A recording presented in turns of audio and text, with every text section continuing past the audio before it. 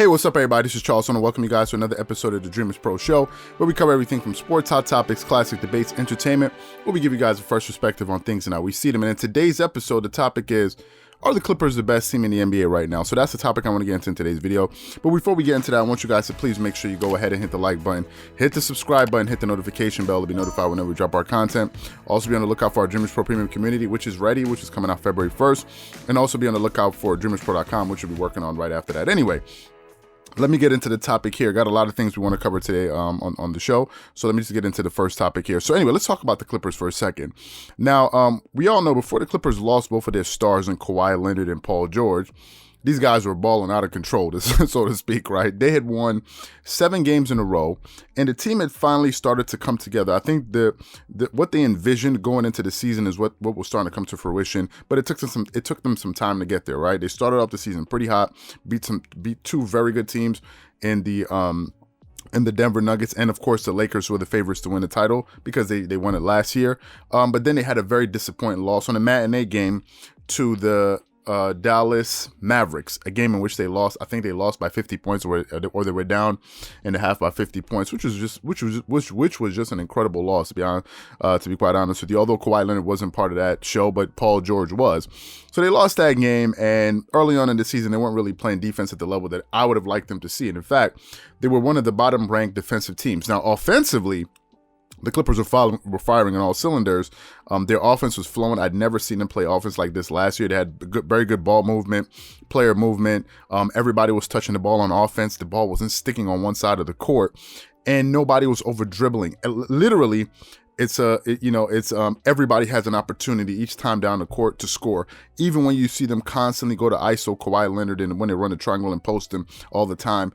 Usually, half of the time he's looking for his own shot, but usually Kawhi Leonard is a willing passer, and he will hit the open shooter if he has you. I've seen him do it time and time again.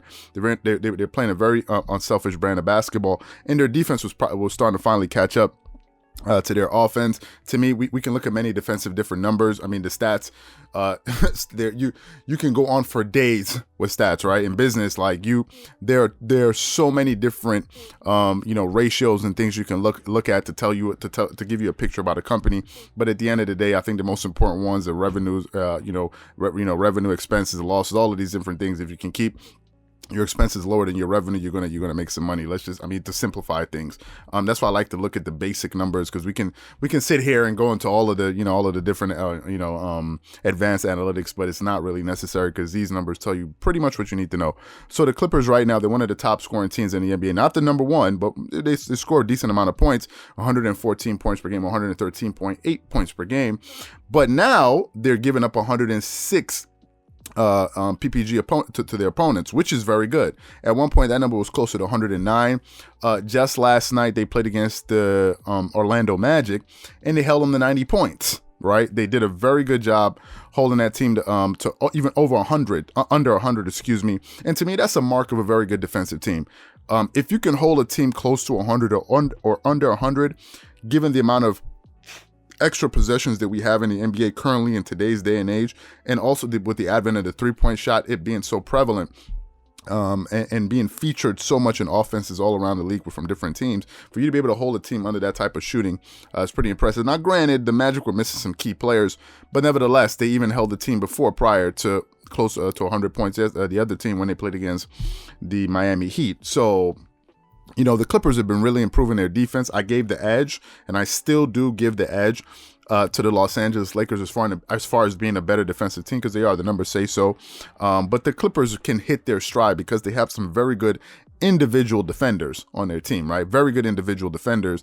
And I think on the Lakers side, the best defensive player they have is Anthony Davis, but he's not playing up to the level that he needs to be playing right now. Now, they lost Kawhi Leonard, which was a big story for us here, because they didn't give much information regarding why they disappeared, why they didn't show up to those games. They said COVID protocols, but the information was vague, and they came back, and it was just like, okay, here they are, right? I didn't even understand how it really happened, but they lost their 2 stars in the beginning of that 6-game road trip, and they went 1-1.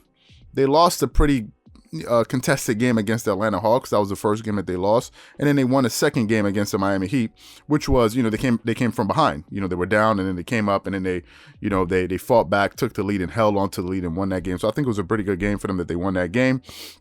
In last night's game, however, with Paul George and Kawhi Leonard back, they both combined for 50 points in that game. Kawhi Leonard didn't even play the fourth quarter, and and they did all of that without their main star in Patrick Beverley. Patrick Beverley was not available, and they were still able to get that win. Now, Paul George and Kawhi Leonard are putting up great numbers. If I look up their numbers here, Kawhi Leonard is averaging 26 points per game, 5 rebounds, 5.7 assists. He's shooting over 50% from the field, close to 40% from the three-point line, and 90% from the free throw line. So he's putting up good numbers. Paul George is doing the same thing, having a 50-40-90 season, averaging 24 points per game, 6.2 rebounds, and 5.4 assists. So these guys are putting up some very, very, very solid, solid numbers. Now, some people may say, if I'm saying that the Clippers are currently the best team in the NBA, it may rub some people the wrong way and say, but wait a minute, what about the Lakers? Well, listen, the thing about the Lakers is this. The Lakers, going into this season, are the favorites. Everyone is picking them. I think it's because the title goes through LA. However, Anthony Davis has not been playing at the level that he used to play last year, and LeBron James is playing at the exact same level that he played at last year, or probably even a little bit better, right? So if we had to look at the best players on these teams, LeBron James and AD, and you compare them to Kawhi Leonard and Paul George and Kawhi Leonard are the better duo if we're just talking about productivity and efficiency. Because if you put the two guys combined, they're the better duo if you're just going by the numbers. Now, if you look at AD and LeBron, AD is not living up to his end of the bargain. His numbers have been down this season for reasons I can't explain. His free throw shooting percentage is down. If I look for his numbers here, Anthony Davis has been a shell of himself this season. He's averaging 22 points per game, 8.8 rebounds, and 3.5 assists. Some people may say those are good numbers, but his scoring is down by 4 points. His free throw shooting is down by almost 15 percentage points. He's getting you less rebounds this year. He's getting you a little bit more assists, about the same. He got you more steals last year, more blocks. So AD is really the player that's kind of pulling the Lakers down. Now, am I saying that the Lakers are not going to win the title or they don't have a shot to win the title? Absolutely not. That is not what I'm saying right now. But however, if AD continues to play like this, and it's a long season, we still have 3/4 of the season to go. Oh no, about 3/4 of the NBA season to go. Then if he goes into the playoffs playing like this, given the fact that the field got better, then the Lakers are not going to win again. Simple and plain, you need AD to be better. And if I had to compare the two stars, if LeBron James and Kawhi Leonard were to cancel each other out, then the next two stars you got to look at AD and PG. And I think anyone could tell you that PG, if we're just going star to star, PG is playing much better than Anthony Davis, and I don't even think it's close. PG is having an incredible year with efficiency, his shooting, and all of that, his aggressiveness, his playmaking. And AD just took a step back. Now, can AD find himself? Sure, but right now he's not playing at the level that Paul George is. So for all of these reasons, given the fact that the Clippers have one of the best offensive teams in the league, I think I have their stats here for the team stats, just to pull up some of their stats here. Okay, so for example, the Clippers are the number one free throw shooting team in the league. I think it's no surprise that their two stars, Kawhi Leonard and Paul George, are shooting over 90% from the free throw line. I think Kawhi Leonard has made like 26 of the free throws in a row, given the fact that they have 6 players shooting over 40% from the three, and Patrick Beverley, Kawhi Leonard, Paul George, Luke Kennard, Marcus Morris, and Nicolas Batum. That's also a big part. Also, another thing to take into account is the addition of Nicolas Batum. Nicolas Batum, if I'm not mistaken, is averaging double figures per game. Yes, he's averaging 10 points per game, 4.8 rebounds, and 2.6 assists. I think this guy's giving his team more depth, better playmaking, and a higher IQ, right? Putting him in that starting lineup is a big addition. And also, you can't forget about Serge Ibaka.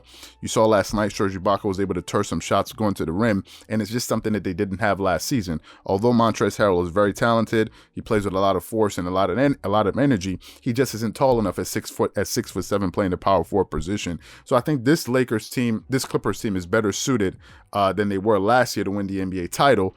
And right now, I think they're currently the best team in the NBA. At this particular moment right now, I think they're the best team in the NBA. Some people may point to the Utah Jazz and say, well, listen, the Utah Jazz are the best team, given the fact that they've been on an 11-game winning streak, given the fact that they've already beaten the Clippers. You can make an argument for that, but if that's the argument you want to make, then I'm assuming that in the playoff series, you would rather go with the Utah Jazz and the Clippers. And in that case, if that's where you're leaning towards, and I can't really convince you one way or the other, that's going to be your opinion. But for me right now, given the fact that the Clippers have two guys having a 50, 40, 90 season, have one of the best offenses in the league, have the top three-point shooting team in the league, has the best free throw shooting team in the league. Their defense is improving every single game. They've won 7 out of their last 8 games. Had they not lost their 2 stars, they would have probably won 10 games they would have won. They'd have gone 7. Yeah, about 10. I think they would have gone like 10 games in a row. I'm a little confused a little bit early right now. But anyway, they're doing their thing. And for me, that's why I think they're the best team in the NBA right now. So what I want to know from you guys is, do you think the Clippers are the best team in the NBA currently, or do you think it's another team? Whatever you guys think, please leave your thoughts and comments in the comment section below. Again, if you enjoyed the video, be sure to make sure you go ahead and hit the like button, hit the subscribe button, hit the notification bell to be notified whenever we drop our content. Again, if you enjoyed this video, be sure to check out the next video that we have coming up. And also, we want to thank you guys for helping us hit 7,000 subscribers. We've been on a marathon right now. We're going to do something pretty cool when we hit 10K.